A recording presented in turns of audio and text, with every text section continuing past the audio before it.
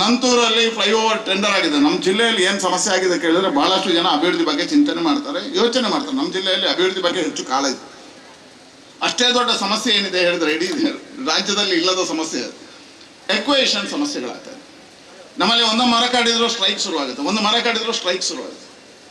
ಈಗಾಗಲೇ KPT ಮತ್ತು ನಂತೂರಲ್ಲಿ ಫ್ಲೈಓವರ್ಗಳು tender ಆಗಿದೆ, ಕಾಮಗಾರಿಗಳು ಪ್ರಾರಂಭ ಆಗಬೇಕು. ಮರ ಕಡಿಲಿಕ್ಕೆ ಹೋದ್ರೆ ಪರಿಸರವಾದದ ಹೆಸರಿನಲ್ಲಿ ಸ್ಟ್ರೈಕ್ ಆಯಿತು. ಈಗ ಜಿಲ್ಲಾಧಿಕಾರಿಗಳು ಅದನ್ನು ಕ್ಲಿಯರ್ ಮಾಡೋ ಎಲ್ಲ ಪ್ರಯತ್ನಗಳನ್ನು ಮಾಡ್ತಾ ಇದ್ದಾರೆ. ಕೆಲಸ 6 ತಿಂಗಳಿಂದ ಪೆಂಡಿಂಗ್ ಇದೆ. ಈಗ ಬಿಕರ್ನಕಟ್ಟೆ ಕಾರ್ಕಳ ರಸ್ತೆ ಆಗ್ತಾ ಇದೆ ಕಾಮಗಾರಿ, 22 ಕಿಲೋಮೀಟರ್ಗಳಲ್ಲಿ 40 ಕಡೆ ಕೇಸ್ ಆಗಿದೆ. ರಾಷ್ಟ್ರೀಯ ಹೆದ್ದಾರಿಯಿಂದ ಏನು ಹೇಳ್ತಾ ಇದ್ದಾರೆ, ಇದನ್ನು ನೀವು ಹೀಗೆ ಮುಂದುವರಿಸಿದ್ರೆ ಟೆಂಡರ್ ಬಂದಿದೆ, ಕಾಮಗಾರಿಗಳು ಪ್ರಾರಂಭ ಆಗಿದೆ, ವೇಗ ತಗೊಳ್ತಾ ಇದೆ.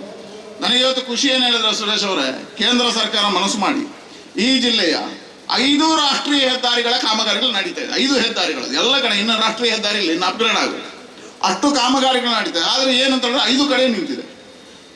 ಕಾನೂನು ಸಮಸ್ಯೆಗಳು, ಕೋರ್ಟ್ ಸಮಸ್ಯೆಗಳು, ಎಕ್ವೇಷನ್ ಸಮಸ್ಯೆಗಳು, ರೇಟ್ನ ಸಮಸ್ಯೆಗಳು, ಎಷ್ಟೇ ಪರಿಹಾರ ಮಾಡಿದ್ರು ಇದೊಂದು ಮುಗಿತಾ ಇದೆ. ಅದಕ್ಕೋಸ್ಕರ ಹೇಳ್ತೇನೆ, ನೀವು ವೇದವ್ಯಾಸರನ್ನು ಕೂತ್ಕೊಳಿಸಿ ಬೆಂಗಳೂರಲ್ಲಿ ನಮ್ಮ PWD ಮಂತ್ರಿಗಳನ್ನು ಕೂತ್ಕೊಳ್ಳಿ, ಈ ಸಮಸ್ಯೆಗಳಿಗೆ ಒಂದು ಪರಿಹಾರ ಹುಡುಕಬೇಕು. ಫಾರೆಸ್ಟ್ ಸಮಸ್ಯೆಗಳು, ಸಣ್ಣ ಇಶ್ಯೂಗೆ ಫಾರೆಸ್ಟ್ ಸಮಸ್ಯೆ ಮಾಡ್ತಕ್ಕಂಥದ್ದು, ಜನರ ಸಮಸ್ಯೆಗಳನ್ನು ಪರಿಹಾರ ಮಾಡಬೇಕು ಅಂತ ಹೇಳುವಂಥ ಒಂದು ವಿನಂತಿಯನ್ನು ಮಾಡ್ತೇನೆ. ಹಾಗಾಗಿ ಇವತ್ತು ರಾಷ್ಟ್ರೀಯ ಹೆದ್ದಾರಿ ಬಿಕರ್ನಕಟ್ಟೆ 6 ರಸ್ತೆ ಆಗ್ತದೆ. ನಂತೂರು ಈಗಾಗಲೇ ಕಾಮಗಾರಿಗಳನ್ನು ತೊಗೊಂಡಿದೆ, ಒಂದು ಸಣ್ಣ ಸ್ಟೇ ಬಂದಿದೆ ಅಂತ ಹೇಳಿದ್ರು ಇವತ್ತು ಒಬ್ಬರು ಕಾರ್ಪೊರೇಟರ್, ಅದೊಂದು ನೋಡ್ತೀವಿ ನಾವು. ಎರಡನೇದು KPT ಮುಗಿದಿದೆ, ಅದರ ಜೊತೆಗೆ ಕೂಳೂರು ಸೇತುವೆ ಕಾಮಗಾರಿಗಳು ಈಗ ವೇಗ ತಗೊಳ್ತಿದೆ. ಬೇರೆ ಕಾನೂನು ನಿಂತಿತ್ತು, ಇವತ್ತು ಆಗ್ತಾ ಇದೆ.